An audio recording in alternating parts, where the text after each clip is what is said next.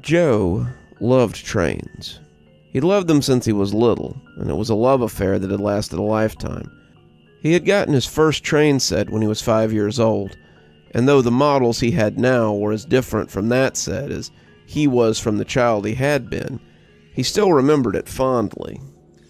His train set in the basement of the home he shared with his wife and daughter, and the table he had set up were so big that it took up nearly half the floor space.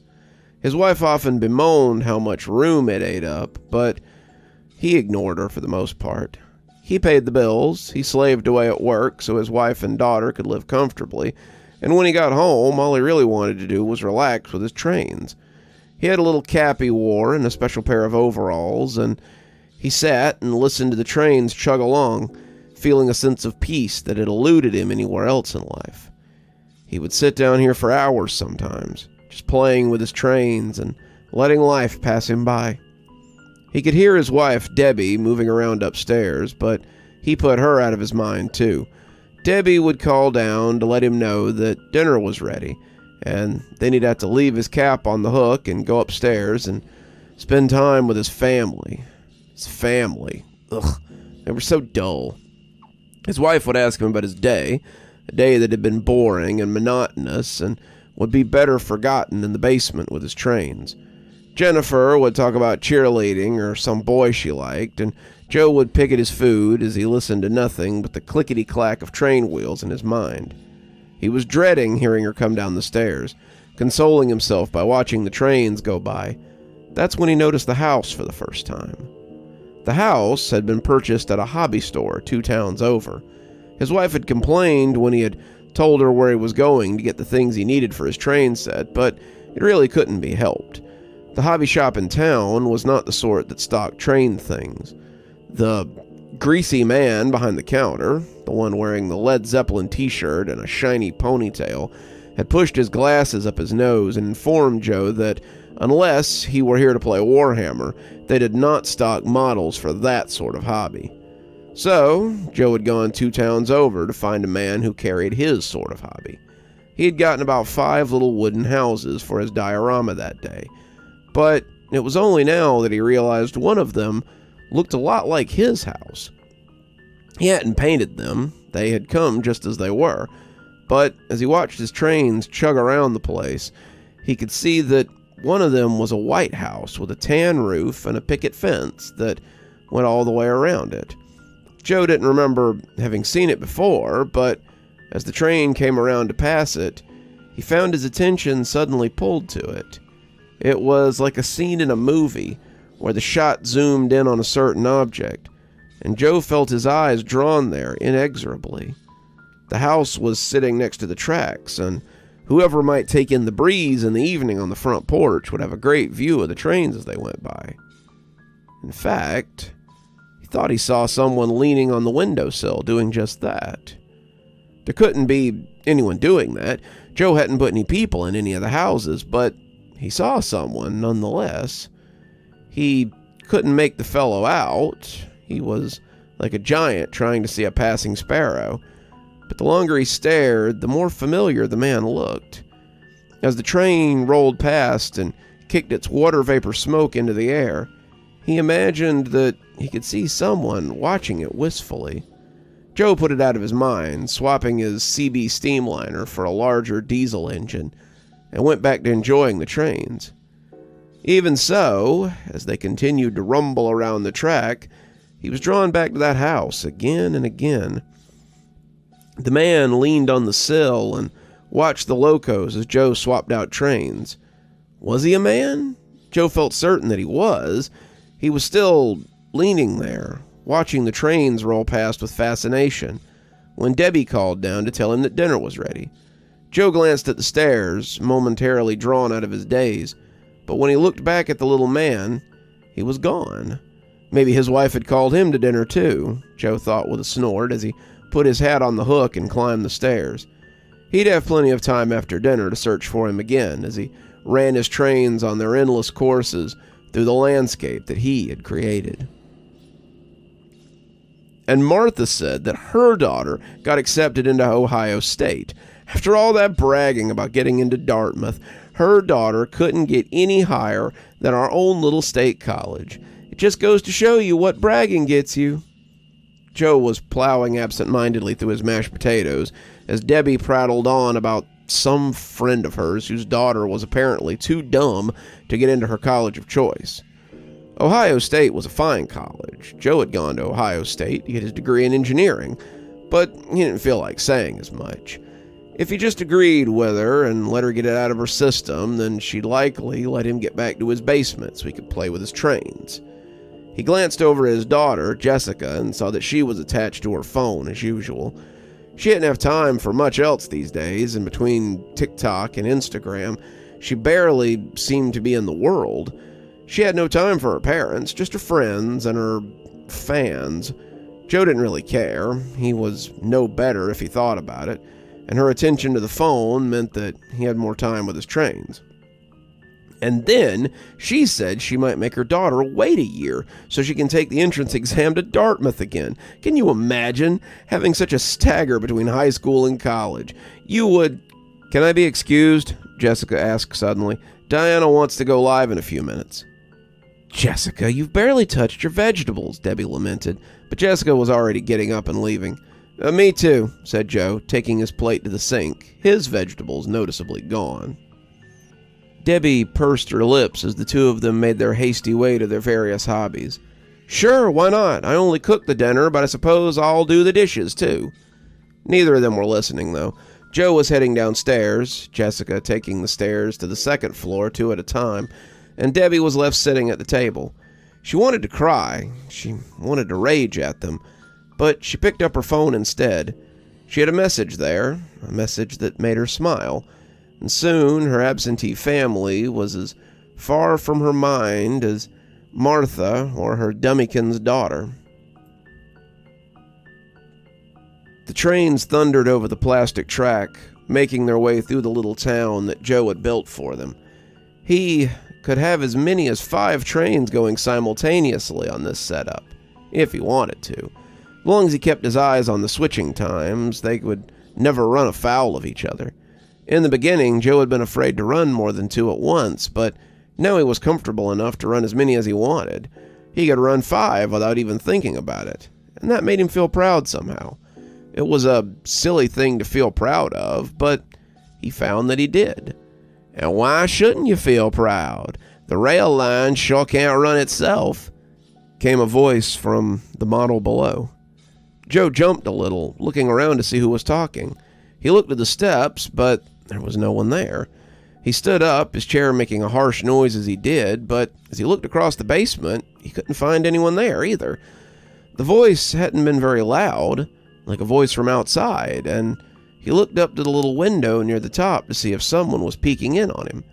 "Down here, hoss," came a voice from the model, and he looked down to see someone sitting on the porch of the house that had looked a lot like his.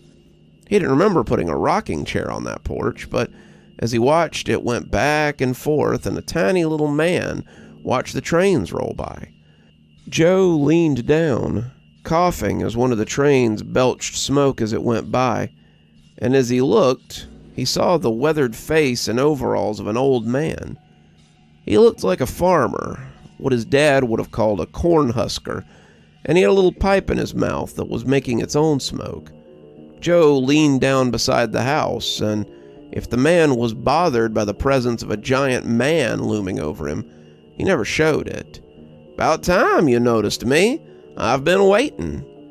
Joe was speechless for a moment, trying to figure out a sense to the sudden arrival of this miniature man. Who are you?" he finally settled on. "Me? Why, I'm Bill Williams, remember?" Joe furrowed his brow. He didn't, but the name did sound familiar. The old man laughed. "Don't tell me you forgot your own town of Macklin. You built it, after all." Joe nodded. He had thought of the little town here as Macklin, named after the little town that he had grown up in, but he didn't think he had ever actually written anything down to christen it so. Come to think of it, the house here was where he had decided that Bill Williams would live. It was something he had been thinking about, as he planned to put down mailboxes outside the homes, and this was the house that he had planned to set the Williamsons' box outside of. Joe nodded slowly. Yeah, I guess I had been planning to flesh the town out some. And not a moment too soon. We were feeling a little two-dimensional down here. Fred was just saying the other day. Fred? Joe asked. Bill cocked a finger at the house next door. Yes, sir, Fred Murphy. He's only lived here since his folks passed a couple years ago, but we're real fond of him. He got his leg blown off in Korea, but he's got one of them new prosthetic legs, and he gets around just fine. As he said it, a little guy came out of the house next door and wished his wife a fond farewell. He had a pretty noticeable limp, but Bill was right. It didn't slow him down in the least bit as he went down the steps and climbed into a little blue Datsun Matchbox car that Joe had glued into place there. To Joe's further surprise, he started the car up and drove off down the road. It sure was swell of his old man to leave him the hardware store down on 5th Street. Fred does a swell job of running it now, and we all thank him for it. The blue Datsun took its time as it went from the little red house beside Bill's to the hardware store about 3 streets over. Joe had made it from a kit that he'd picked up at Walmart around Christmas time, but as Fred climbed out and stumped towards the festive cardboard building, Joe thought it looked far more three-dimensional than he remembered. He'd been so busy focusing on Fred and his shiny blue car that he jumped a little as the post truck drove by, and a hand came out of the window to put mail in the box. Right on time. Letter carrier Loretta is always so punctual. We were sure sad to see Charlie retire, but Loretta has been a great mail lady in his absence. Her daughter just got into Ohio State. Did you know that? We're all so proud of her. It's quite a school. Joe was practically kneeling beside the table as it all came to light before his very eyes. His trains weren't the only thing moving suddenly, and he saw people going to the shops and driving their cars over the streets. A little bell rang as a group of kids left the schoolhouse, heading for home. Some people went into the department store he had built on Main Street, while a few others went to the bank. There were homes to go back to, dinners to eat, TVs to watch, and Joe seemed to be master over all of it as he watched it all stretch out before him.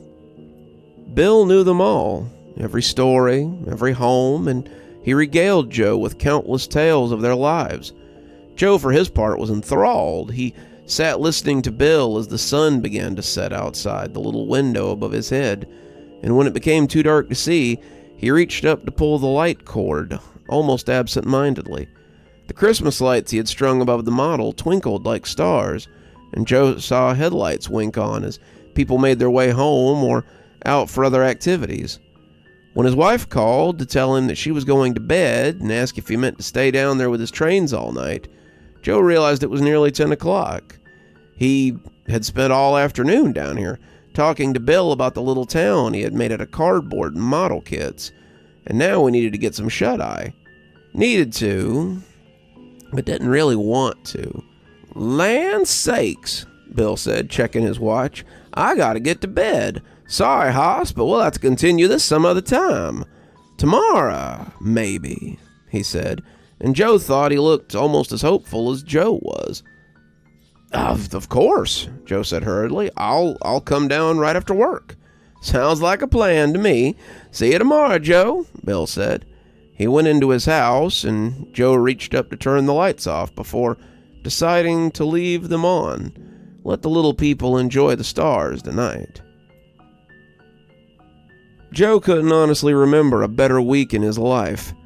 It had been hard to sleep that first night, his mind all a tizzy with the concept of a whole city in his basement, but he had finally managed to drop off. He had blown through his work the next day, finding joy in tasks that had been nothing but mundane until then, and he had finished early that day. He'd come home while his wife was out buying groceries and went straight to the basement to talk to Bill. The little man knew everyone in town, and Joe was so engrossed in his stories that his wife had come halfway down the stairs before he even heard her. "You're home early," she said almost hopefully. "Yeah, I got done with my stuff early, so they said I could go," Joe said. They stood staring at each other as the smile slipped off her face. She had clearly been hoping that he had come home early to surprise her, but it was becoming apparent that he had come home early to play with his trains. Joe couldn't understand her sudden interest or the increasing slip back towards disinterest. She had expected something, maybe? Had he forgotten something, like a birthday or an anniversary? He was bad at remembering those. Joe often found it hard to relate to people. He sometimes wondered why Debbie had agreed to marry him at all, but he believed that she had once found these things endearing in him. Joe wasn't sure what had changed, but it wasn't him. Well, I'll just leave you to it. Dinner should be ready in a little while. I'll call you. She went back upstairs, the door closing a little harder than it strictly needed to when she got to the top. Wonder what that's about, Bill asked. Joe had only shrugged, and the rest of the week had gone by much the same. If Debbie seemed more distant than usual, Joe hadn't noticed. If she spent more time on her phone, what of it? Jessica spent most of her time on the phone. Maybe Debbie had found something to do on her phone, too. He spent most of his time in the basement talking to Bill as he learned about the fascinating history of the town and its people. The longer they talked, the more real the town seemed. The buildings took on definition. The cardboard surfaces became three-dimensional. The pictures on the outside seemed to grow, the barrels and bicycles and signs they bore, and the whole town came to life before his eyes. Before Joe knew it, it was Sunday, and he was sitting in the basement with Bill having a beer. Joe, we're friends, aren't we? Bill asked suddenly. Joe nodded, not having to give much thought to it. Yeah, Bill, I'd say we are. And friends tell people things they suspect might change their lives, don't they? Joe nodded a little slower, not sure where this was going. Well, Joe, they say a man's home is his castle, and I believe your wife is trying to invite a dirty rascal into your castle. Joe's eyebrows knit together. What you mean, Bill? I mean, your wife was down here doing laundry a couple of days ago, and she was talking to somebody on the phone. Conversation was getting, shall we say, a little spicy.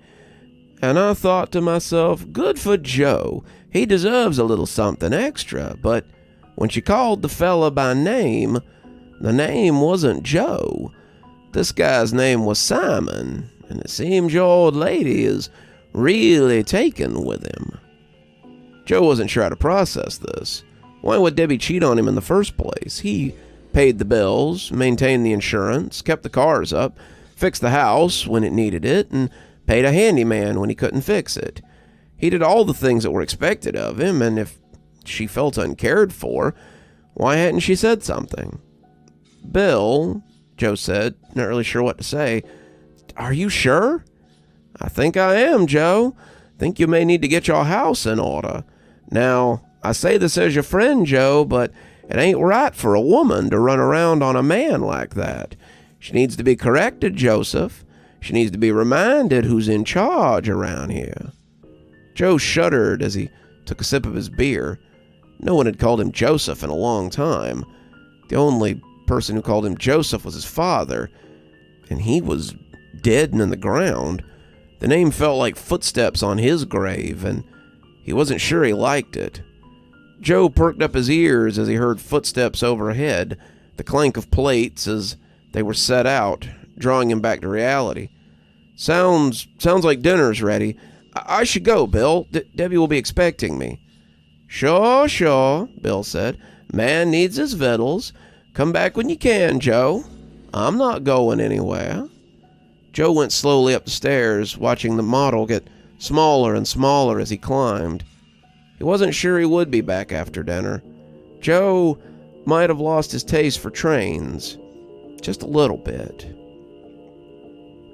Joe grimaced as he ate the hamburger helper. Joe hated hamburger helper. The noodles were always mushy, the cheese always tasted funny, and there was just something unnatural about the concoction. It really wasn't a fit meal for Sunday dinner anyway.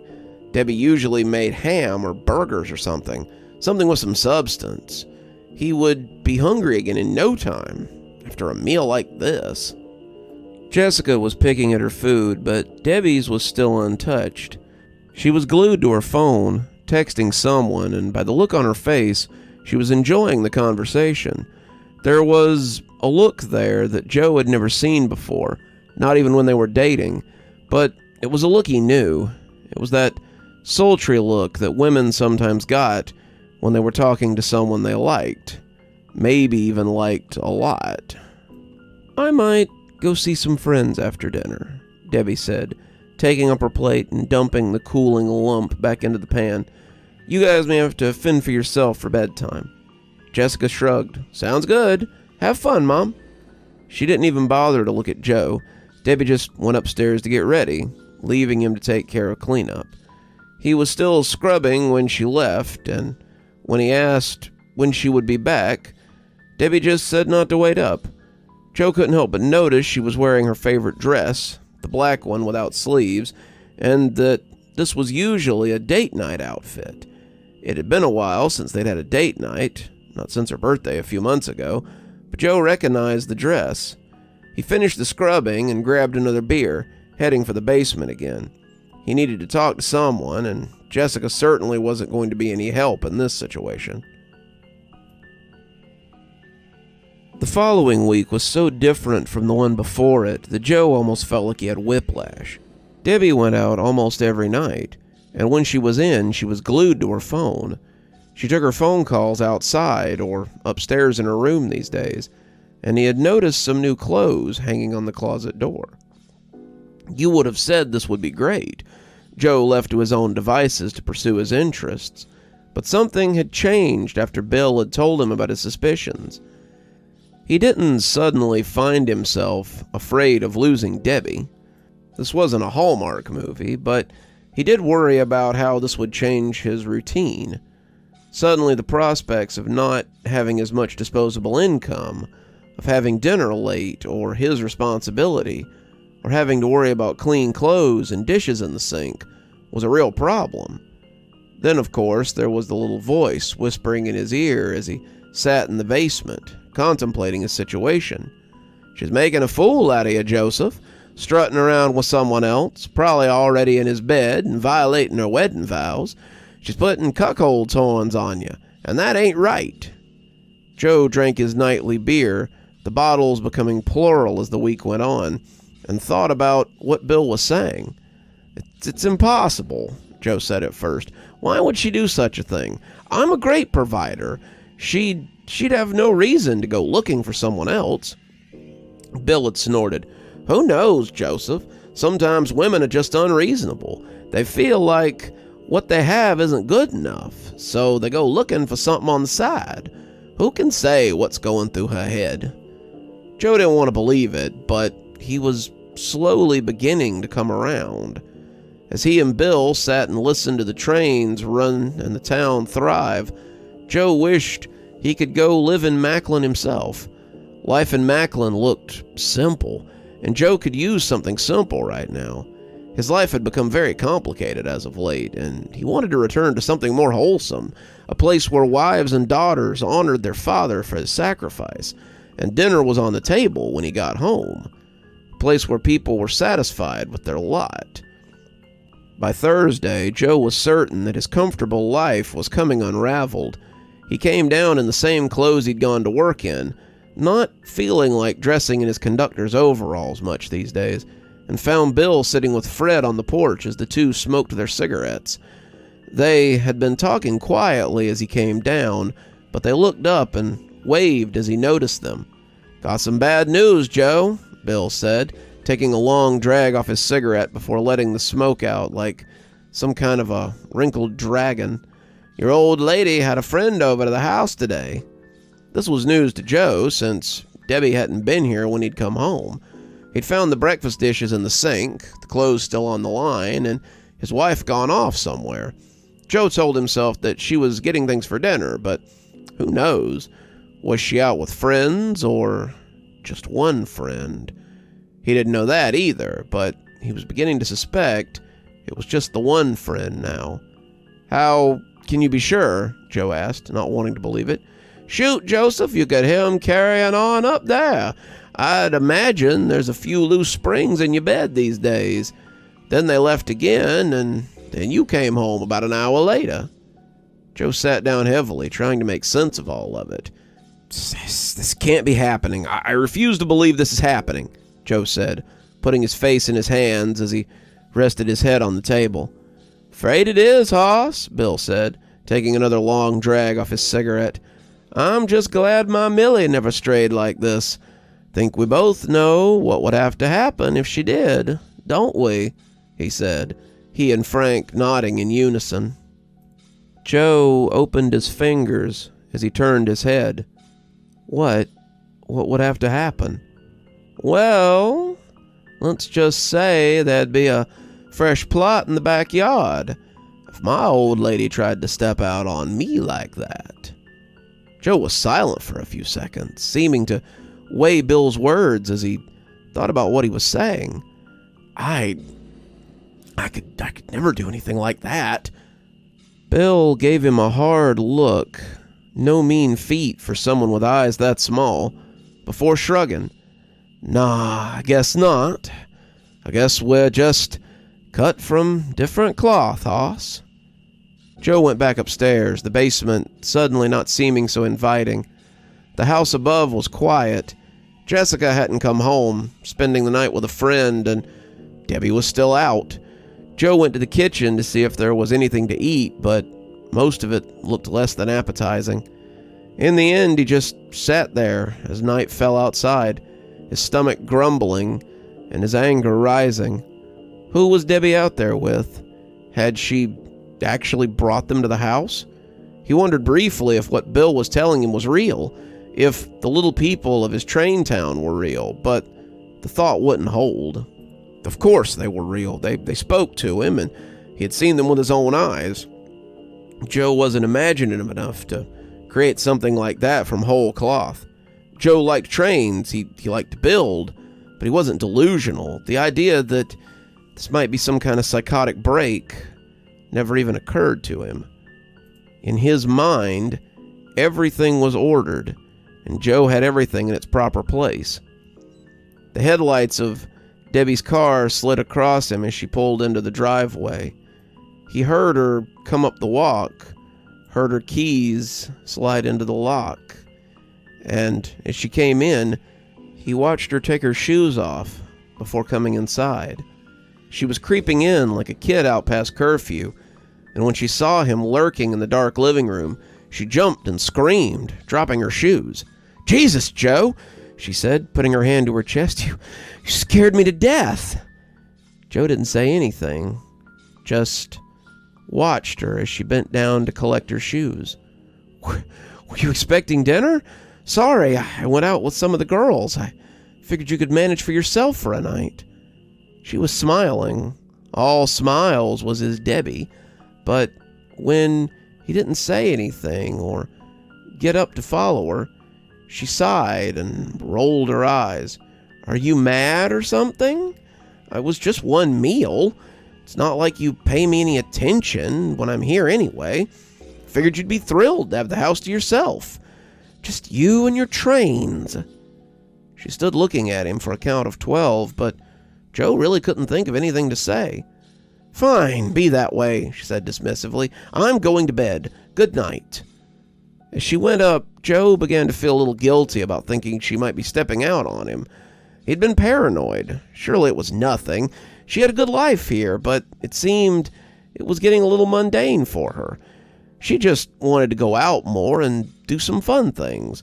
Joe was a bit of a homebody. Maybe it wasn't the worst thing in the world if he had to cook a meal for himself now and then. As the stair light came on, though, Joe saw something that made him rethink. He had been on the verge of rising, meaning to apologize for being weird, when he saw a purple mark on her neck. It wasn't huge, wasn't ghastly, but it was big enough to be noticed by Joe from his seat on the couch. She had made no effort to hide it, may not have even been aware it was there, but as she headed upstairs, Joe headed down to the basement instead. He owed Bill an apology, it seemed. The weekend went by without much trouble. Joe spent most of it home by himself since Jessica went to stay with a friend and Debbie went on a girls' weekend with her friends. Friends, Joe thought as she kissed his cheek and walked out the door with her suitcase. Right. He believed that, as much as he believed that the hickey she had covered with makeup was a rash. By the time the two of them came back Sunday night, Joe was ready for Monday. He'd practiced a few times, a few of those times ending painfully, and as he slid back in through the basement window, he made no sound. He had eaten his breakfast that morning, kissed his wife goodbye, and left for work, just as he had 100 times before. Then he pulled into the parking lot of the Dunkin' Donuts about 3 blocks away and called his boss to tell him he wasn't feeling well and that he'd be taking the day off. His boss had understood, had told him he hoped he felt better, and Joe had slid his slacks off to reveal jogging pants underneath. His polo came off too, revealing a tight jogging shirt, and he added a hat and some sunglasses before leaving the car and jogging up the road. When he came to his house 30 minutes later, there was already a car in the driveway. It appeared she hadn't wasted any time. As he came slowly around the side of the house, he could see the two of them embracing in the living room.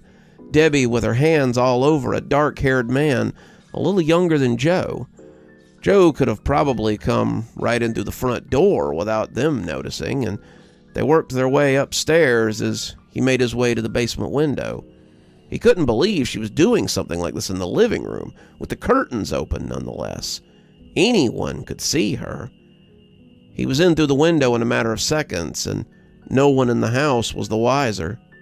As he came to the head of the stairs, he reached down beside the banister and felt for what he had hidden there. Joe wasn't a violent man, but he understood the need for home defense. His father had owned this particular shotgun since Joe was a kid. When he died, Joe had taken it to his house. Debbie hadn't liked it, saying that Jessica might hurt herself with it, so Joe had always kept it in the basement. He had thought it was stupid then, but now he was glad that she hadn't let him put it in the bedroom closet like he'd wanted. It would have been harder to lay hands on there. "Good luck," Bill said from the model, and Joe nodded to him as he made his way quietly up the stairs. He could hear them as he came into the kitchen, but the basement door had been oiled, so it wouldn't give him away. They would never know how many times he had practiced this, how many times he had crept from the basement to the bedroom. This would definitely qualify as premeditated if he was caught, and any investigator worth his salt would be able to tell. Joe didn't care, though. Bill had already let him know that this was something a husband did when he loved his wife and needed to let her know her place. That place, Joe knew, would be in the backyard by the oak tree. There were clothes scattered around the living room, but nothing too intimate. A sock here, a pair of stockings here, a shirt thrown across the couch, a shoe by the door, and all in line towards the stairs. They'd been busy already, and Joe wondered what she would have done if he had forgotten something and had to come back. Joe realized that she knew him too well, though. He never forgot anything. Joe was meticulous, driven by his routine, and he would have no more forgotten something he needed than he would have left without his pants. He stopped at the foot of the stairs, listening to them as they did their cheating on the floor above. It was shameful. She'd never made noises like that for him, even when he had been interested in things like that. She had mostly just lain there, dutifully, but it sounded like she was being more than dutiful for him. He stopped again at the midpoint as the stair creaked a little, but they were making too much noise by then. They didn't even hear as he slid the door open, but when he cocked the shotgun and pointed it at the pair of them, Debbie screamed in something other than passion. The gun blammed before either of them could make their case, and Joe was left standing there in the aftermath. Joe came running into the basement, slamming the door behind him and throwing the lock. He could see the flashing lights from the basement window, and he knew that they'd be coming down the stairs any time now. His plan hadn't been quite as well planned as he had thought, and now it was all coming apart. He had stood there in the bedroom, looking over what he had done for several minutes before he heard sirens coming from up the street some. There was no way they had already been called about the gunshot. Less chance that they were close already. Someone had to have seen him go into the house. Someone who had then heard the shots while they were still on the phone with the emergency services. Now they had his number, and he was out of escape routes. Joe went to the model, looking down at Bill's house as he tried to find the old man. For one terrible second, he was worried that he wouldn't be there, that it would have all been a trick or a delusion, and that he had done all this for nothing. No cars moved on the street, no people walked between the buildings, and as the voice came from the floor above, Joe started to shake. "Bill! Bill, I need your help! The cops are after me, Bill!" No answer. Joe heard something heavy hit the front door, rattling the frame. "Bill! Bill!" Bill said nothing. The loud bang came again. "Bill!" Joe yelled, hearing something break upstairs as whatever they were hitting the door with broke the frame. "What's all the ruckus, hoss?" Joe looked down, seeing Bill as he stuck his head out of the window of the second story. His hair was standing in corkscrews, and he was rubbing his eyes sleepily. Bill looked as if Joe had awoken him from some deep sleep, and Joe wondered how anyone could sleep through something like that. Joe's heart was hammering like the cops on his door, and his blood pressure felt ready to send his heart out of his chest. "Bill, thank God! Listen, the cops are at the door. They're going to arrest me." "Oh," Bill said, leaning out the sill. "Well, that is a problem." The two were quiet for a moment, staring at each other, and Joe winced as he heard the door cave in under their blows and boots as they came into the foyer. "What do I do?" Joe asked. Bill said, the police upstairs telling Joe to come out with his hands up. "I suppose you could turn yourself in, let them know you caught your wife cheating, and just kind of snapped." Joe heard someone test the lock on the basement door before calling for help. "Or," Bill said, "you could always come live here." Joe looked surprised. You mean in Macklin?" "Sure. You know, we've been looking for a conductor for the railroad. You could live at the railway house, drive the trains, and never worry about anything ever again." Someone drove a boot into the basement door, and the lock shuddered. "How?" Joe asked. Bill extended a hand. "Come with me, Joe. Come away from all that and live with decent folks." Bill's whole hand wouldn't fit on the end of Joe's finger, but as he reached carefully towards him, the tingle that ran through him was worse than the most painful Charlie horse he had ever had. When he opened his eyes, however, he was face to face with the smiling old man. "Joe," Bill said, casting a hand out to the city, "welcome to Macklin." Jessica opened the basement door and looked down into the darkness. It had been 5 years since her mother's death and her father's disappearance, and Jessica hadn't been back since the day her grandparents had driven away from her childhood home. She was 22 now, about to leave for college, and was hoping to maybe get a little help with tuition after she sold the house. Everything else that her parents had owned had been sold and the money placed in trust for her, but she wasn't allowed to touch it until she was 25. Great. Thanks, Mom and Dad. That was really going to help her pay for college. Selling the house would more than get her what she needed, but Jessica hated coming back here. The house had remained untouched for the last 5 years. The locals thought it was haunted. Most of them also thought her dad was secretly living in it, and he had taken refuge in the walls after killing her mom. But if he had, then no one had ever found him. Everyone believed he had killed her mother, shot her and her lover in the bed that they had shared, and then made a clean escape. Jessica had mixed feelings about the situation, feelings that made grieving difficult when the wound was fresh. On the one hand, her mom had been cheating on her father, and that was bad. On the other, her father was such a cold and obtuse person that it was a wonder her mother hadn't cheated on him before that. She had known her father for her entire life and knew little about him, beside the fact that he liked trains. She couldn't remember a time when he had ever shown interest in something that she had liked, or even a time when he had just asked her about her day. It was sad when the most interesting thing about your father was that he might have killed your mother. The basement looked exactly the way she remembered it. The washer and the dryer still stacked with clean, unfolded clothes. The shelves still held a random assortment of things, and the train set still took up most of the floor space. Jessica grimaced. She would have to do something about it if she was going to sell the house. Some of those trains could even be worth money, she reflected. As if hearing her thoughts, something made an angry scutter across the tracks of the little town, and Jessica squeaked before retreating back up the stairs. Nuts to this, she would investigate the basement another day, maybe when Randy was free to help her.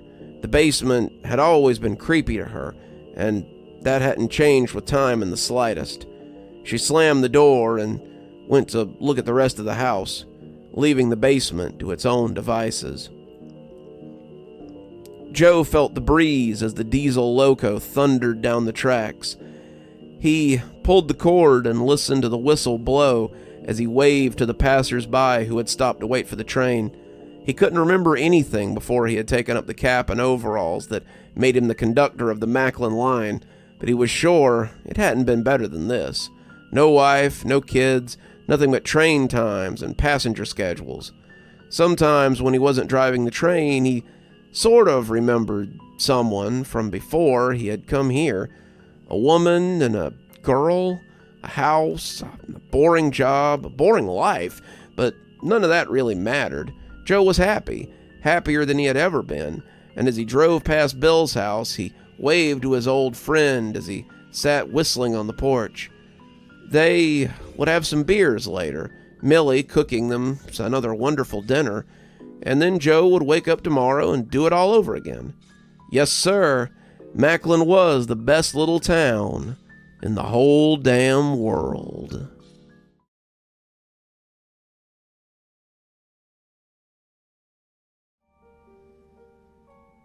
I hadn't wanted to go to Applebee's, but my friends insisted.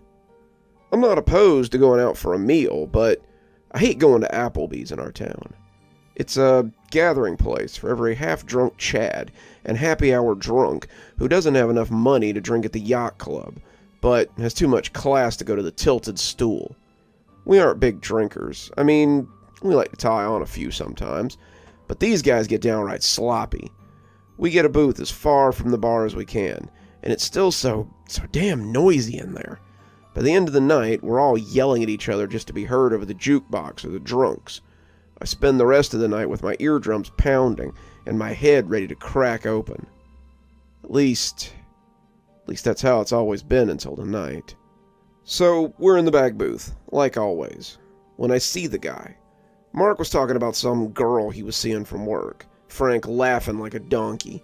His latest drink bounced around, threatening to spill as he pounded the table, and I looked up from my cowboy burger, just in time to see this guy hunkered over his food at the end of the row. He was bent over his plate, top of his bald head gleaming, and the light overhead lit him like a wax sculpture. I'm not usually one for people watching, but this guy kind of stood out. He reminded me of a story from Temple, back when I still went with my parents. They told us a story about a guy who'd built a creature to get revenge, a golem, and that was my first thought when I saw this guy.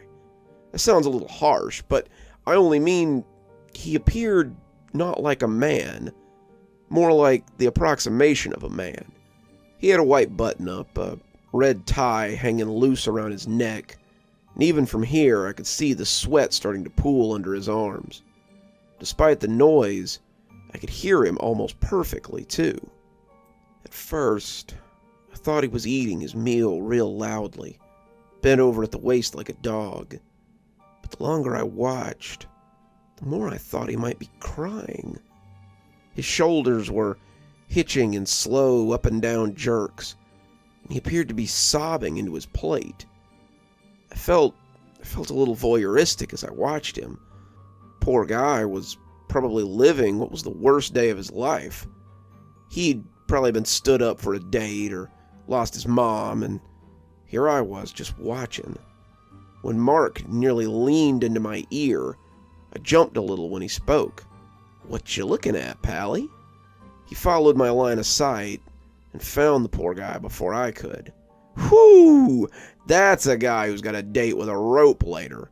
Frank turned to look, but winced as Mark kicked him. "Don't look! Ain't you got no sense?" Poor fella. Kinda looks like this guy that came into the gas station the other night. He comes in high as a kite, and when I wouldn't sell him beer, he just starts crying, and Mark went on, but I wasn't really paying any attention anymore. I felt a little bad for continuing to watch him, but I just couldn't turn away. Something about him was mesmerizing. It was like driving past a car crash and being unable to stop staring at the bodies on the pavement. You know it's wrong to stare, but you just can't stop. Frank was braying laughter again, and I could see our waitress contemplating whether to cut him off or not as she came to get our plates. Mark told her he was fine, and Frank ordered another beer. And after several tense seconds and an elbow from Mark, I snapped back to myself and said I was okay too. "Geez, buddy," Mark said as the waitress shuffled off. "You gonna go over and propose?" "What are you talking about?" I asked, biting into my burger and realizing it was about lukewarm. Had I really been staring at that poor guy as my burger turned to ice? "You've been staring at him for like 10 minutes. Thought you were going to order him a drink for a minute." We all laughed, mine being a little forced, and then Mark stood up and waved to a pair coming through the door. Jim and his wife Celine waved at us in turn, and Frank moved to our side of the table so the two lovebirds could sit together. They had been inseparable since college, and I don't think I'd ever seen one without the other more than a handful of times. They excused their lateness, their sitter had been late, and Jim started in on a story about how she had gotten lost and turned down the wrong road, when I turned my attention back to the poor guy 2 booths down. He was still bent over his burger, still quietly sobbing, but the way his shoulders moved had started to seem wrong. I was no expert on sobbing, but this guy's herky-jerky movements were starting to look like something else. A rational part of me chastised myself for continuing to stare at this poor guy, but it was like a moth to flame now.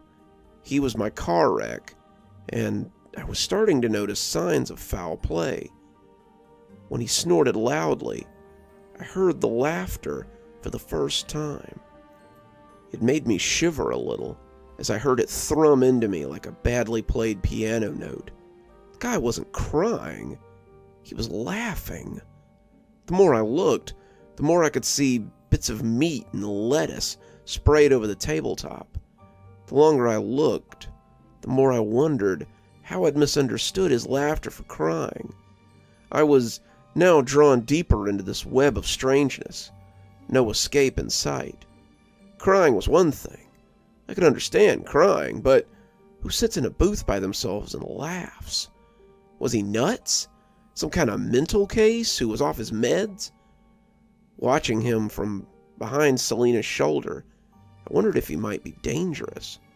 Maybe we should leave.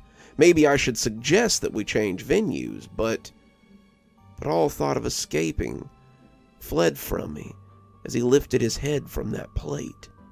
The scream that welled up inside me was cut off by my constricted throat and likely sounded like nothing so much as a sigh. The man's face looked like a fantastic bit of prosthesis.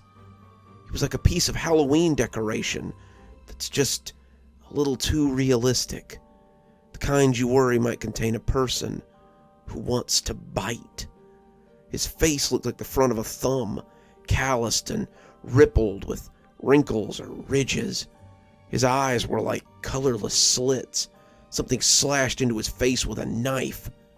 His nose appeared to be drawn on, like a cartoon character's.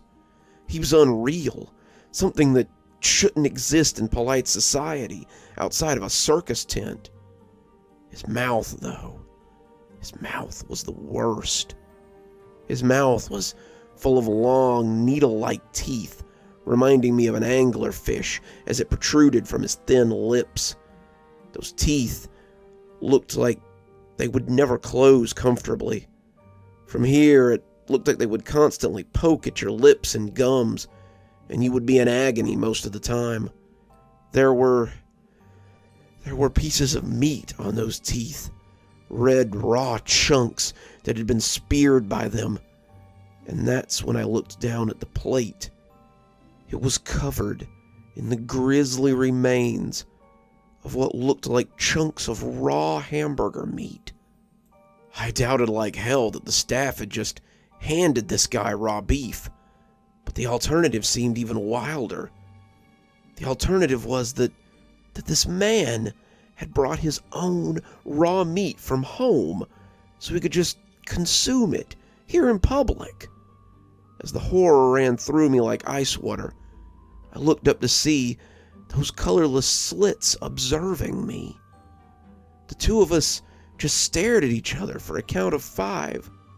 Then he pulled those thin lips and monstrous teeth into a smile, and I could see red pooling at the edges of his flesh. I glanced over at Mark and Frank, both now sitting on my side of the booth, but neither of them had noticed him. The 4 of them were involved in a conversation like there wasn't a monster sitting 12 feet from us. It seemed impossible that anyone could be having a normal conversation so close to that creature. Its very presence should have triggered some ancient primal node deep in our brains and forced us to either destroy it or flee from it.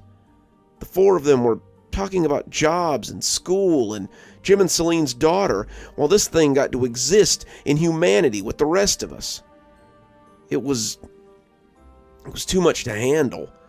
Suddenly I wanted out. I wanted to be anywhere but there. I tried to tap on Mark to get him to move or to look up or just acknowledge that I was losing my mind within easy reach of him. But my body wouldn't respond. I managed to flick my fingers at his arm, bumping him a little, but he only rubbed a hand over it as if a bug had landed on him. Celine was talking about the new Pokemon game, and Mark and Frank were just nerdy enough and broke enough to be enraptured by her descriptions. I was stuck in a state of eye contact with that thing, and the longer I looked, the more it seemed to drink me in with those strange eyes. Then, without warning, it began to sink down in its seat, becoming lost beneath its table. I panicked. Suddenly not being able to see it was worse than having it on display. Could it sink beneath our table? How far could it go? How close could it get? I was suddenly imagining the damage those teeth could do to a foot, even a foot within a shoe, and I pulled mine up a little higher as Selena's words washed over me. He didn't resurface for quite some time, and you would have said that such a thing would not have gone unnoticed. Then he slid back up from under the table on the opposite side of the booth. He was grinning from ghastly ear to ear, and he looked like a little kid who's trying to play with the table behind them. There was still a table between us and him, but I was no longer sure how much protection that provided us. I didn't know his mental state, and whether he meant to do us harm or not, but when he dipped back down again, I started shaking. "What's wrong with you?"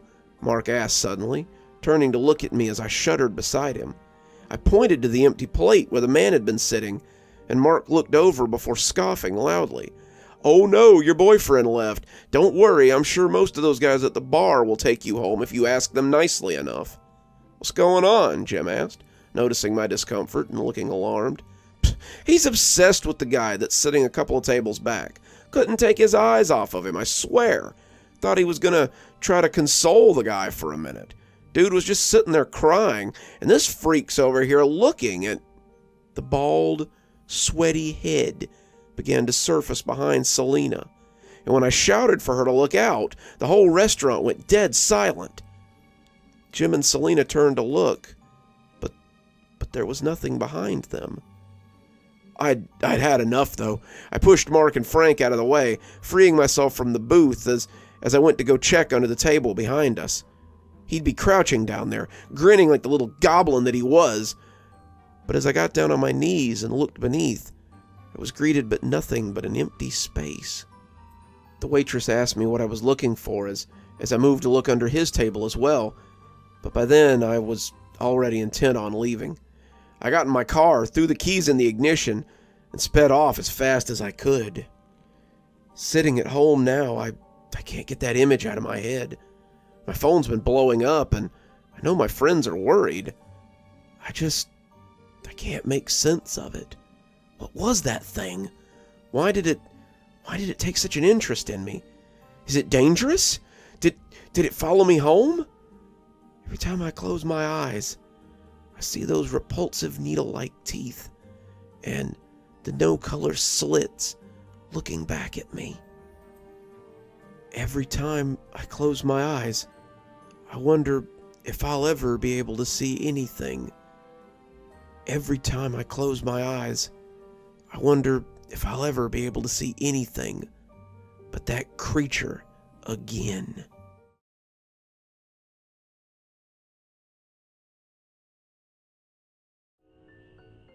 The usual lunch special, Charles? Yeah, Damien, but no crab rangoon this time. Trying not to eat so many carbs. Whatever you say, dude, Damien said, ringing him up. To say that Charles ate a lot of Chinese food probably wouldn't put his problem in perspective. Charles had been lucky when the pandemic hit. He was a work-from-home computer tech who rarely left his house anyway, so working on projects from his apartment was pretty par for the course. He'd been getting lunch at Damien's for the better part of 8 years, and they had the best Chinese food within walking distance of his bungalow. Though COVID had put an end to him dining in, it hadn't stopped Charles from getting his fix. Quite the contrary, it had only made it worse. Charles ordered from Damien's 3 times a day. Breakfast was egg drop soup and early morning rice at 10. Lunch was General Tso chicken, around 2 o'clock. Dinner was beef and broccoli with house soup and salad at 10, and was also the last delivery that Damien's made for the day. Charles honestly couldn't remember the last time he had cooked a meal for himself, and it just seemed easier to buy takeout. His programming job paid way more than he needed, especially after a lot of his coworkers had quit, and Charles was enjoying his shut-in lifestyle. When he heard the knock on his door, he rolled away from his keyboard and went to get his lunch. It was the short, dark-haired guy this time, the one who looked a little like Bruce Wayne. He didn't speak a lot of English, and Charles told him thanks as he took his food inside. Damien's only had about 3 delivery guys. The nerdy Bruce Wayne was the one who delivered most often. Charles had been hoping it would be Roger, though, the brown-haired Chad who liked to talk about Warhammer. But it appeared he'd have to wait till dinner time to see how he'd placed in last week's tournament. As a shut-in, Charles often had to live vicariously through those who braved the outside world. As Charles looked through the bag, ensuring everything was in there, he smiled as he saw his favorite part of the meal towards the bottom.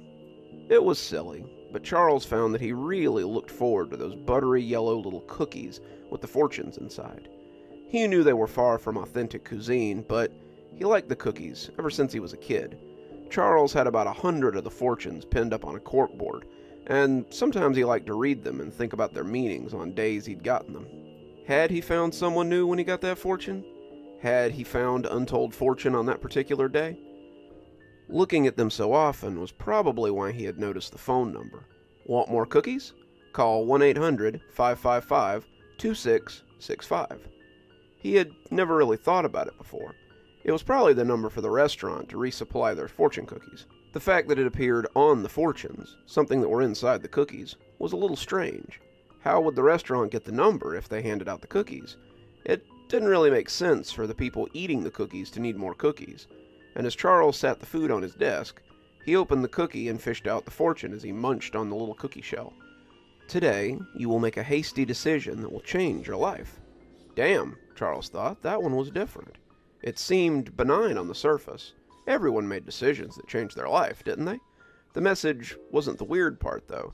It was the sinister undertones that Charles couldn't quite shake. Not just any decision, but a hasty one. He ate the other half of the cookie before adding this one to the corkboard, looking at the phone number that sat under the lucky numbers. Want more cookies? Call 1-800-555-2665. 2665. Charles grinned, turning back to his desk as he opened the rest of his food and began to eat. Who wouldn't want more cookies? Charles worked well into the night. By 11, he had fixed the problem in the code his boss had sent him. One of the other coders had been a little sloppy in the parameters, and as a result had caused the program to crash as often as it returned anything usable. Charles had fixed it, emailing his boss about 10, and had started bumming around on Reddit as he thought about what to do with the rest of his evening. He wasn't ready to turn in yet, but he wasn't really interested in any of the games he had in his Steam library. He was just kind of wasting time as he scrolled through Reddit when he came to a weird post about strange phone numbers. The poster was talking about how he had called a number he'd found and how the guitar instructor had turned out to be a real creep. They claimed he had later seen the man on America's Most Wanted, but Charles thought the last bit sounded like bullshit. The comments mostly agreed, but some of them had talked about other weird numbers they had called. Massage parlors that had turned out to be brothels, contractors that had later robbed the house they had renovated, weird number stations that called back when you hung up, everything in between. The more he read, the more Charles thought about the number on the fortune cookie. It couldn't hurt to call. Maybe it would even give him a cool story to tell to strangers on the internet. He walked over to the board, cell phone clutched in hand, as he read that old familiar legend again. Want more cookies? Call 1-800-555-2665. Charles dialed the number in that stilted way that people do when they dial a new number. He had to go back and try it again after putting the number in wrong the first time, and when it started ringing, Charles assumed that a machine would get it. They would probably just bury him in a phone tree, and he would never actually talk to a real person. Either that, or the number would ring twice and then tell him it had been disconnected. They had probably had these cookies out for a while, and the number would have changed or been liquidated altogether. The third ring had barely started when a bored-sounding woman picked up the phone. "Hello?" Charles blinked, and the woman had said hello once more before he finally shook it off and answered her. "Yeah, I was calling about the cookies." "Wonderful. We'll send them right out. Don't you need my address or my—" "No, sir. It's all taken care of. Thank you for your call." Then she hung up, and Charles was left staring out into space. Well, that had been weird, he thought. He figured it might be time to get ready for bed. The phone call had weirded him out, and he had another long day tomorrow. As he snugged down under his covers, he couldn't help but glance over at the fortunes on the corkboard. He wondered how long it would take them to send the cookies to his house. Would they send them all at once, or would this be a situation where they sent a few at a time? He fell asleep dreaming of the buttery little fortune cookies, and when he woke up, he decided that he must still be dreaming. His hands wrapped around the plastic film of a single fortune cookie, and as he opened it, he could smell the flaky aroma of the pastry inside. When he broke it open and felt the crumbs fall onto his chest, he opened his eyes and realized that it was no dream. The fortune cookie was tucked under his pillow, as if the tooth fairy had left him a buttery treat instead of a quarter. Charles looked at the fortune as he ate and was surprised to find not a fortune, but a thank you note. "Thank you for your business." That was when he remembered the phone call from the night before. It was weird, but he couldn't see how the two could be connected. He must have just imagined eating the fortune cookie last night. Charles had no idea how it had gotten in his bed, but it was a nice surprise, nonetheless. He put in a call to Damien's, and when he sat down on the couch, the phone ringing as someone no doubt ran to grab it, he heard the crinkle of cellophane from under the couch cushions. Reaching under the cushion, Charles found another wrapped cookie, this one slightly broken from being sat on. "Hello? Charles, you ordering?" Damien's voice brought Charles back to reality, and he munched on the cookie as he placed his morning order. He was soon eating his breakfast, the cookie out of his mind, but he would think back on that day and decide that that had been the first appearance of the strange cookies. The next day, Charles found 12 individually wrapped cookies. They were all scattered around the apartment. They were tossed haphazardly around, some under the couch, some as far as the kitchenette. Charles couldn't exactly put them off as something he'd forgotten or misplaced. How had they gotten so spread across the living room? Then his eyes fell on a small takeout bag in the trash, and he felt like he knew the answer. Roger had delivered his food this morning, and he remembered telling him about the number he'd called to get more cookies. Roger had said it sounded a little spooky, and told him to let him know when the cookies arrived. Charles had gone to get his wallet so he could pay him, leaving Roger at the door. That must have been when he'd tossed the cookies into his house, probably thinking he was being funny. Charles nodded as he collected up the cookies, the explanation reassuring him until he remembered that it was almost time for dinner. Roger had delivered his food around 11, so how did Charles not notice the cookies for 8 hours? He put it out of his mind as he picked up the phone so he could order the dinner. The next day, Charles found 20 of the cookies scattered around his house again. Not all at once, of course. Charles had sat down to eat his breakfast when he found the first one under the couch. Then he stumbled across the line of 10 or 12 cookies stretched over the couch and to the far side of the kitchenette. They looked tossed haphazardly, and he gritted his teeth as he imagined Roger smirking as he covertly threw a handful of cookies into the apartment. He picked up one of the cookies, preparing to call Damien's and tell Roger how he'd gotten him good, when he remembered that Roger hadn't delivered his meal this morning. Roger wouldn't be there till noon today, and the other guy hadn't even known about the number. But if it wasn't Roger, then who else could it be? He tried to put it out of his mind, but when he found 4 more in the bathroom sink and 3 more in his bedroom, it was harder to overlook. He found more in the bathtub, but by then, any thought that it might be a joke was over. None of the delivery guys could have gotten this far into his apartment. He was more confused than scared, but Charles really wanted some answers. When he called to place his lunch order, he was surprised to find Damien answering the phone again. Surprised, but not unhappy. "The usual?" Damien asked, and Charles could already hear his pencil scratching. "Yeah, but I got a question." "We don't do discounts for frequent customers," Damien joked, but he must have heard something he didn't like in Charles's voice. "No, nothing like that. I was wondering about where you get your fortune cookies from." "My uncle orders them. Why do you ask?" "Well, I've recently started finding them around my house. It was just a few yesterday, but they were all over the house today. I found 20 of them so far, and the fact that no one's been in my house since right after COVID started is a little..." But Damien cut him off. The usual good-natured ribbing was gone. Charles believed that this was the most serious he'd ever heard Damien. "You called the numbers on the cookies, didn't you?" Charles' mouth went dry as he heard Damien get to the point. "Yeah, but I haven't gotten any cookies delivered. They just keep appearing in my house. I don't understand how this is happening, but I want to know how they're getting in." He was silent for a few seconds, and Charles thought he had hung up. When he spoke, Charles suddenly wished he had. You can't stop it. There's no taking it back once the deal is made. He hung up on Charles then, and they refused to take his calls. Charles was on his own, it seemed. On the third day, Charles found his couch covered in cookies, and he estimated there were about 50 in all. That was when Charles called the police. They came out and checked the house, but they couldn't find any sign of entry. Charles showed them the cookies, telling them how they had just appeared in the middle of the night, but he could tell they didn't believe him.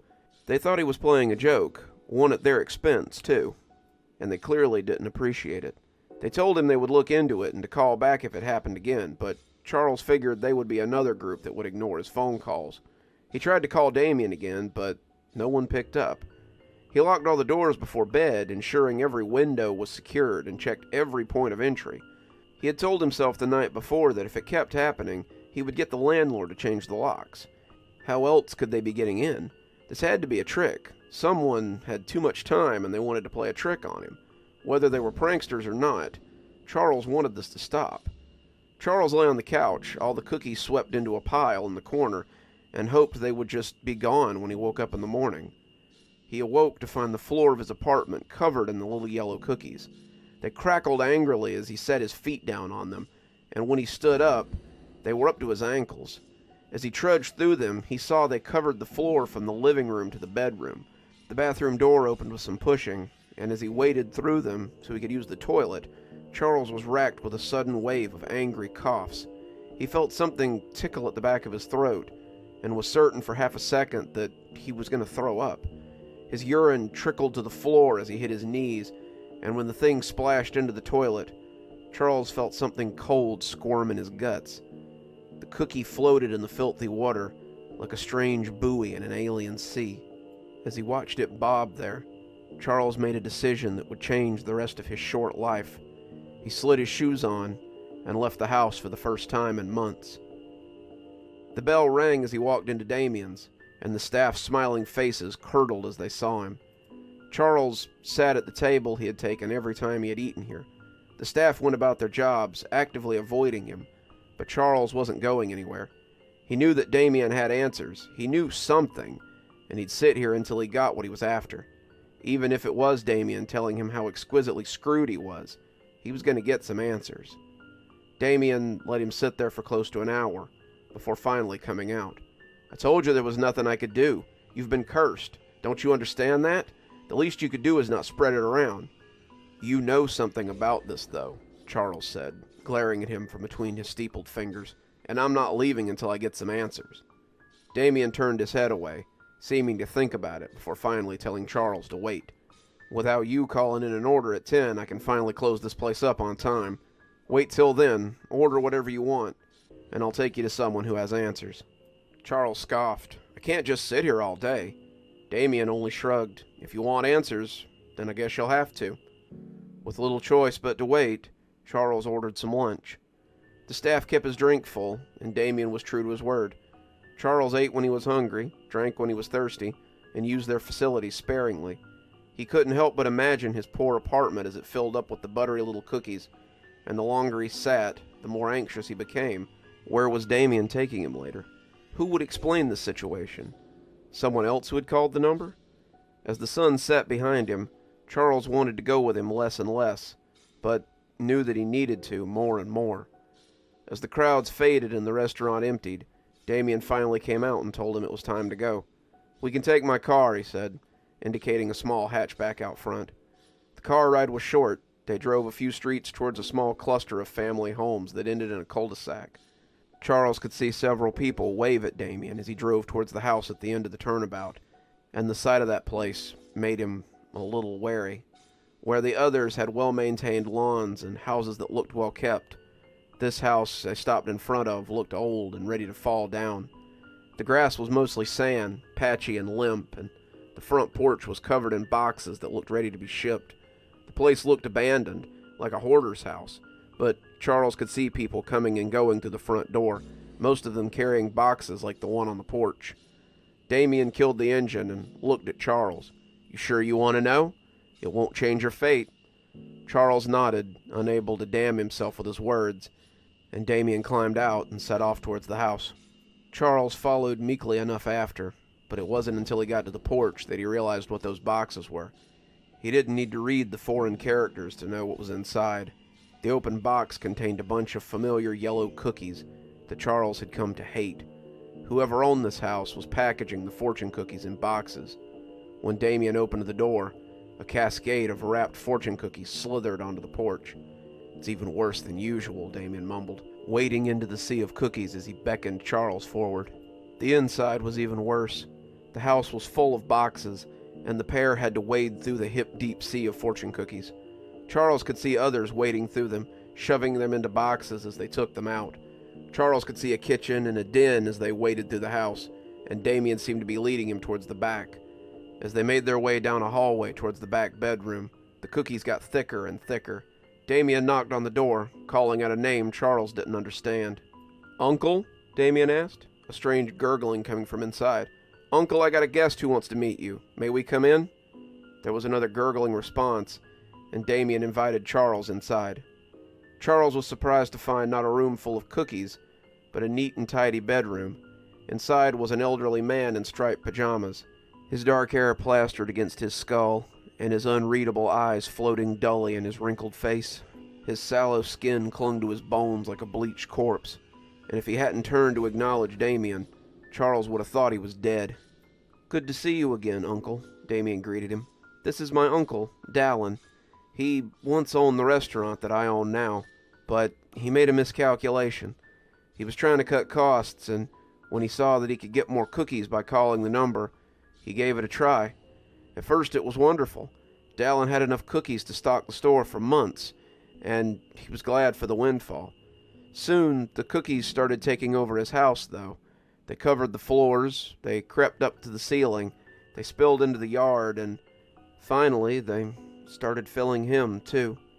The words sent a chill through Charles, but he had to be sure of what he was hearing. "When you say they filled him, what do you—" Dallin coughed suddenly, deeply, a racking cough that shook his whole body. Charles took a step towards the sick man, but Damien put a hand out to stop him. The old man crossed his arms over his chest, trying to steady himself, and bent low over the comforter. As the coughs became thick, Charles thought the old man meant to bring something up. Then he lunged forward suddenly. Charles watched as a cascade of cellophane-wrapped cookies fell onto the bedspread. He began to tremble, just like the one he had brought up earlier that day. "So," Charles said, having to swallow a mouthful of spit, not having the moisture to speak more than a few words. "So I'll start doing that too?" Damien nodded, putting a hand on his shoulder. "I'll have some of my people come over to pick up the cookies they leave behind. We can pay you for them, hopefully making it a little easier for you. Eventually we can bring you here. You can live in comfort for however long you have left, but eventually you'll be no different than my uncle here." Charles stood for a minute, unable to come to terms with what he was seeing. He wanted to deny what Damien had said. He wanted to tell him how it just couldn't be real. But then his body was consumed with vicious coughs, as if to prove how real it was. A single cookie pattered to the floor at his feet, and Charles realized it was already too late.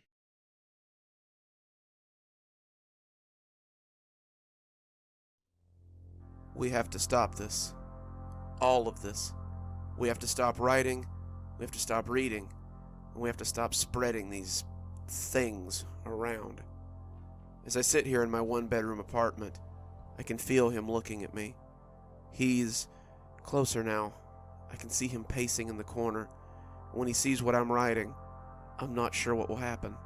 I've been writing these stories, these things, for so long. I've polluted the world with this filth, but I'm done.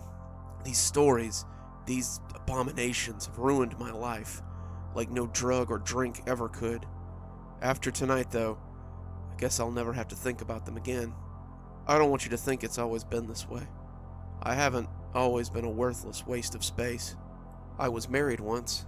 I was married to an amazing woman who loved me. We had a little boy. We had a new house. I had a job that I loved. We had friends. We went out. We had a life together. That was before I found the creepypastas. I've always been a fan of horror. Horror films, horror comics, horror stories, pretty much anything scary. I remember when I was 6, I watched The Shining with my mom. While I didn't sleep at all that night, I remember relishing the squirming feeling that lived in my guts. From that day forward, I was hooked. I watched anything and everything. Even cheesy films like Paranormal Activity or The Haunting of Sunshine Girl seemed to pique my adrenaline. The darker the movie, the more it appealed to me. I guess that's why I liked them so much. If I was afraid, then my adrenaline was pumping, and it made me feel more alert, more alive. Horror movies are how I met my wife, Lisa. We were both standing in line at the midnight showing of Texas Chainsaw Massacre, and began talking about horror movies as we waited to get our tickets. By the time we got inside, her friends had called to cancel, and I invited her to come sit with me. She was so cute, but turned out to be a total scaredy cat. She spent most of the movie hiding her eyes and squeezing my hand during the best parts. I didn't mind, though. I think I was in love by the end of that movie. 6 months later, we moved in together. To my surprise, we meshed well together. We didn't have the usual arguments over dinner or the division of chores. The house was brighter with her in it, and on our first anniversary, I proposed to her, and we made it official. My one-bedroom condo, our one-bedroom condo, I guess, was fine for a while, but when she told me she was pregnant, I knew it was time to find a bigger place. I do IT work for a pretty big company, so money for a house wasn't too big of an issue. With our modest incomes, we were able to get a nice 3-bedroom house in the city, and I put my condo up for rent. When our son was born, I thought it was the happiest day of my life. For a while, we were the picture of a happy family. Little did I know how quickly that would end. About 2.5 years ago, just as my son turned 2, a friend of mine told me about a new game on Steam called Five Nights at Freddy's. He knew I liked horror games, and he bought it for me as a late birthday present. I gave it a thorough playthrough, and though it was kinda cheesy, I felt like it was still an okay experience. The game, however, opened up a door I wished I'd left closed. I was so taken with the mystery of the game, the bite of 82, the animatronics, the missing children, and it led me to search online for more info. That's how I stumbled across the creepypastas. They were great. How had I never seen these before? They were terrifying in a way I hadn't seen in years. I started with a classic, 1999, which was recommended because of the main character from the FNAF games, a giant bear. From the first time I read the story, I felt like there was something about it, something different. It prickled the hairs on the back of my neck, to be sure, but it also felt like something was watching me. I shrugged it off, just that scared feeling, like when you watch a really intense horror movie and for a day or so afterwards you feel on edge. I spent the next few months engrossed in any creepypasta I could find. Jeff the Killer, Slender Man Legends, Smile Dog, Candle Cove, that one was one of my favorites, The Blue Man, all the SCPs. After a while, I'm ashamed to say that they became a bit of a mania in me, and I absorbed anything that I could lay my hands on. When I learned that there were several channels on YouTube that read them aloud, I instantly subscribed to as many as I could find. I would eat through months, years of archives in one sitting, and with my headphones on, I felt immersed in a world of darkness that no horror movie could simulate. The creepypastas created a world in my mind that no Nightmare on Elm Street or House of a Thousand Corpses could rival. It seemed like, when I had time, I was always listening to them, ignoring anything else.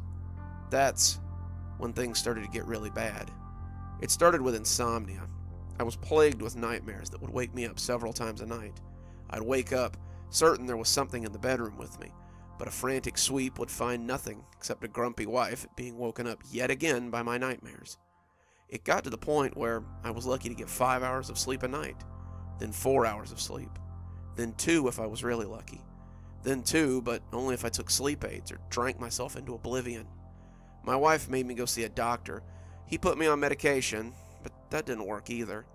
Then, at her wit's end, she made me sleep on the couch. That only escalated my night terrors, though.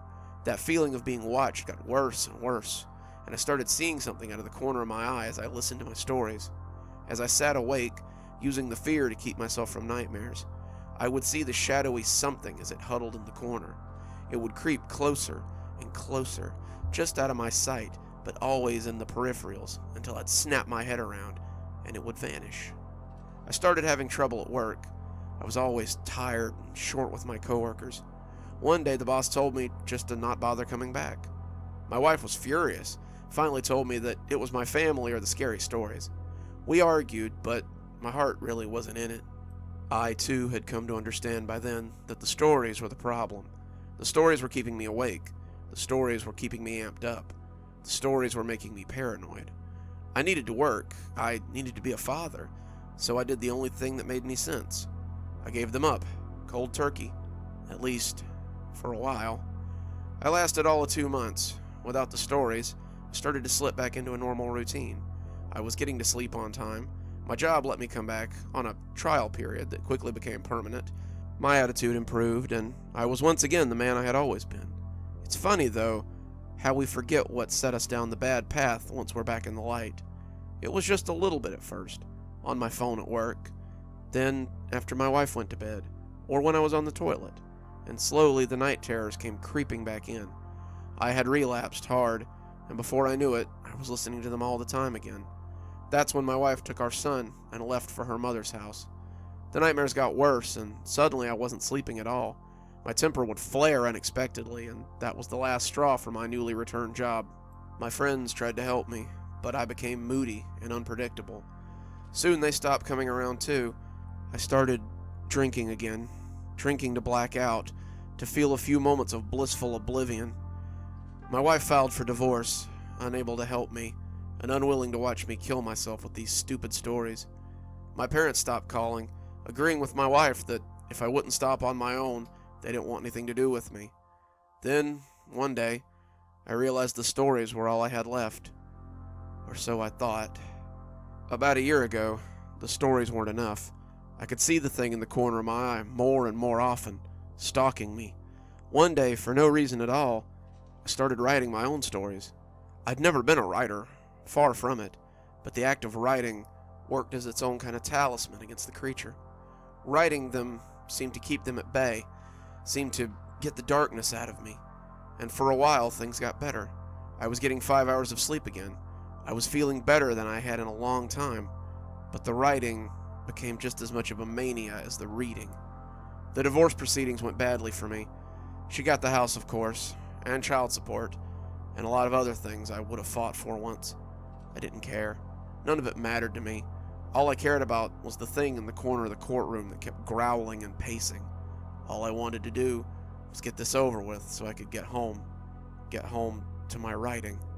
I moved out, went back to the condo we used to live in, and took odd jobs to keep the bills paid. I've sold blood, sperm, written terrible things for terrible people, and all to feed my addiction. I'm no better than some smack addict, no better than some worthless junkie who writes his fix every day.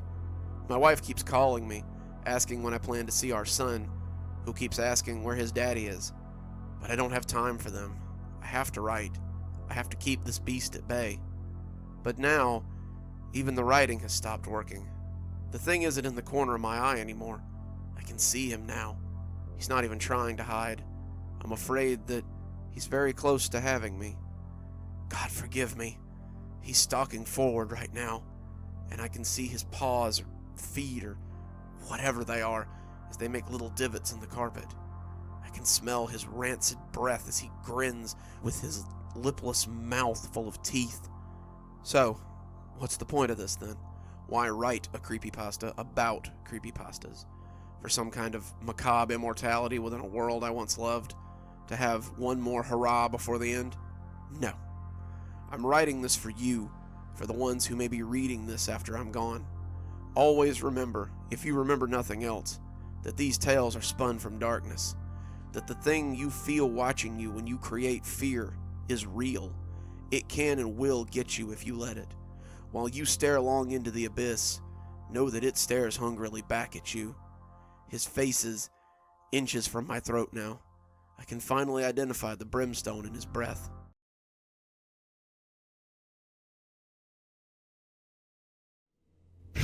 Poor guy seemed almost happy to be rid of it.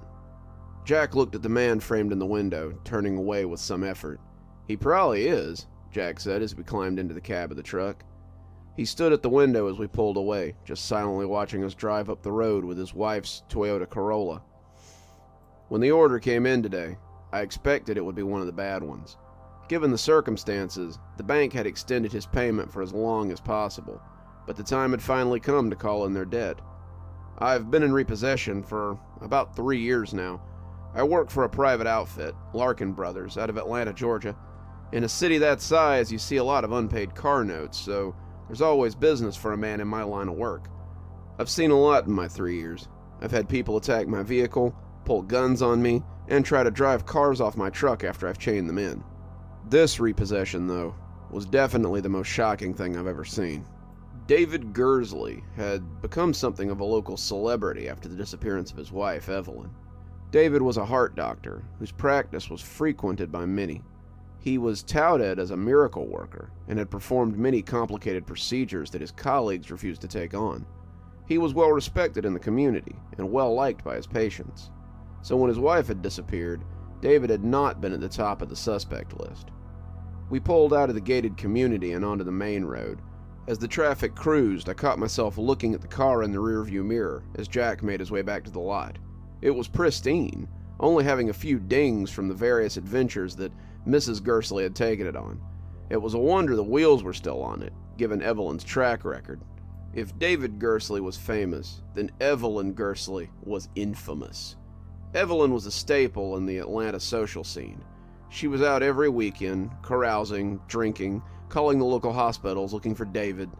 She'd been in several tabloids, the papers bemoaning that such a man as David had such an embarrassment for a wife. David was no angel, of course. Their fights had been heated, her breakdowns epic, and if I was David Gursley, I think I'd have been relieved when she went missing. Looking in the rearview mirror as Jack drove, I did a double take and almost told him to pull over.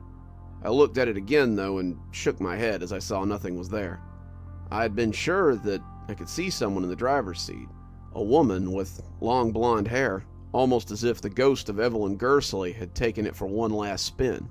"You okay, kid?" Jack asked, and I nodded as I looked out the window instead. I guess everyone was hoping to see Evelyn Gursley these days. David had reported her missing a few days after she'd left in her green Corolla. but she hadn't been officially classified as a missing person until they found her car by the side of the road. That had been about a month ago, and everyone was keeping an eye out for her, though most assumed that she was out on one of her typical benders. Evelyn did these sorts of things pretty frequently, after all, and it was expected that she would show up again after her credit card stopped working. We pulled into the lot, and the gate chugged shut behind us. I got out and helped Jack unload the car. The tires bounced a little as they hit the ground, and I could have sworn that something bumped inside the trunk. It didn't sound like the usual bump of a spare tire banging around, that semi-metal thunk of the rubber circle rebounding off of something. It made me want to open it up so I could investigate, but that was a big no-no. We were paid to bring the cars to the lot, not inspect them. That was a different department, and the boss didn't like it if the jumpsuits, as they called us, went rifling through the cars in impound. Besides, we had work to do. As we rode to the next stop, I couldn't help thinking about the car and the missing lady who had once driven around in it. Evelyn Gersley hadn't been officially missing till after her car had been found. It wasn't uncommon for Evelyn to just go off for days at a time, but she always sobered up and called her husband for money so she could get home. She'd been missing a few years ago, back when I was in high school, and I only remember it because the football team, of which I was a member, had gone out to help look for her. We had canvassed the area around their house and the nearby bar she often drank at, and the surrounding woods where her car had been found. Her husband had come with us, and I talked with him a few times as we canvassed. I liked David. He was easy to talk to, and you could tell that despite how his wife acted sometimes, he loved her too. When she called him from South Florida after a week of being missing, he had wired her money for a plane ticket, and the search was called off. So when she had been reported missing this time, no one really expected much of it. She would call soon, maybe from Jamaica or New York, and he would send her money so that she could come home again. It was easy to roll your eyes at the pair, but I always kind of felt sorry for him. David Gersley did more pro bono work than any other surgeon in the state, and he was one of the most respected heart surgeons in his field. Were it not for his wife, he would have had nothing but that glowing reputation of his, but people loved to see someone fall. They always harked on the idea that he couldn't control his wife or her drinking problem. He had long ago stopped bringing her to large functions, but that hardly stopped her from showing up and making a scene. As we hooked the car to the ramp, the owner already shouting from the porch about getting his lawyer, I wondered why he hadn't just divorced her to save himself from embarrassment. I suppose maybe he didn't want her to drink up half of his money, but that was only a guess. When we got back, Lisa was waiting for us on the curb. Lisa was our receptionist, a cute little dark-haired girl of Latin persuasion. She could be fiery, she could be feisty, but the look she wore now had me believing that she was about to turn pleading. Lisa was a good worker, but she didn't like going into the impound area if she could help it. The keys she was holding in her left hand made me think she was probably about to ask Jack or me to get a car for her, and I rolled my window down and told her to toss them in. She smiled. "You're a peach. It's the red Fiesta in 55. If you could bring it up while I do the paperwork, I'll buy you lunch sometime." I caught the keys and told her it was a date as Jack and I rumbled into the impound. "You know when she says lunch, that's all she's talking about, right?" Jack asked as the gate closed behind us. "Pfft, you don't know that. Maybe this is just how it starts." "Whatever, Casanova. Go make sure everything's ready for this puppy to roll off." I climbed out and went around the back, checking the leads and ensuring everything was ready for a smooth touchdown.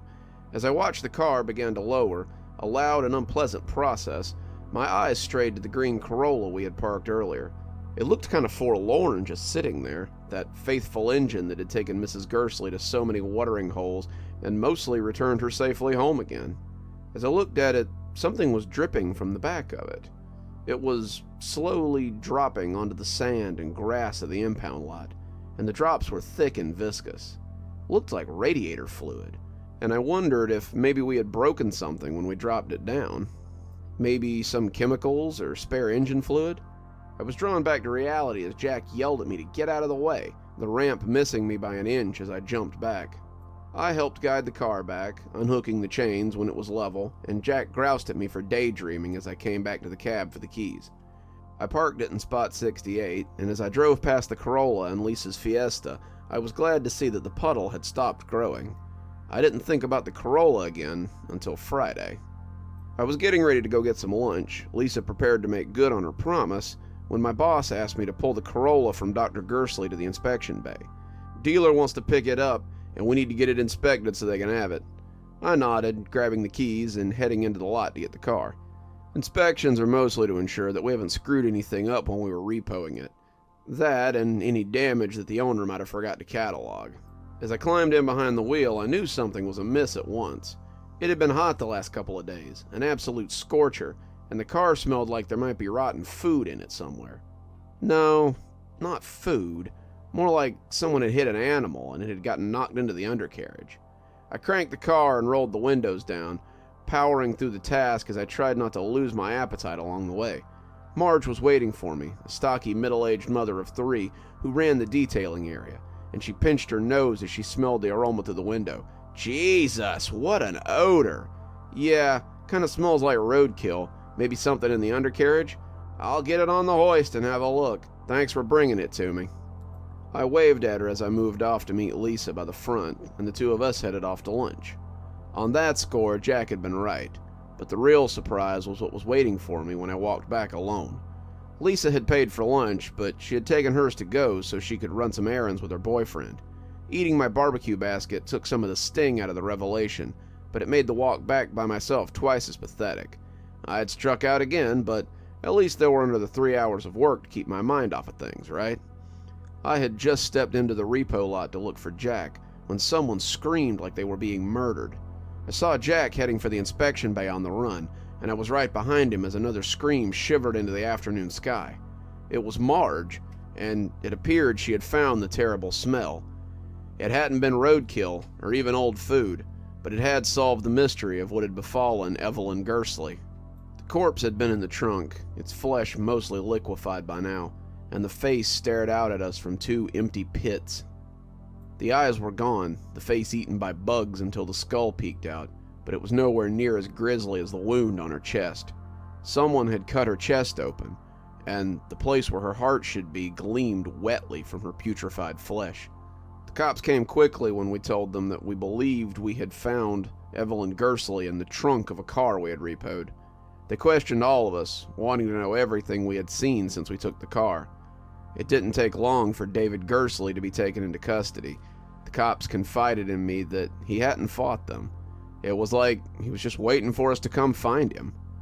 Over the next few days, the details came out in the news, shedding some light on why the beloved David Gersley had murdered his wife. Evelyn had caught him cheating, that much was known, but the two had seemed to reconcile. Evelyn hadn't wanted to leave.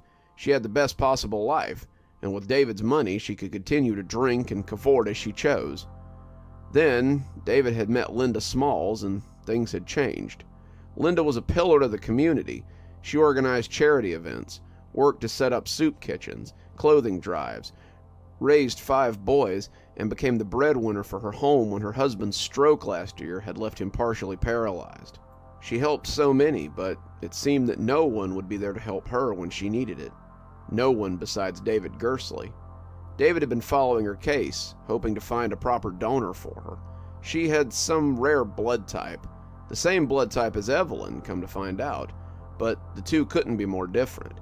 David tried his best to find her a donor, but as her time grew closer, he realized she wasn't going to find a new heart in time.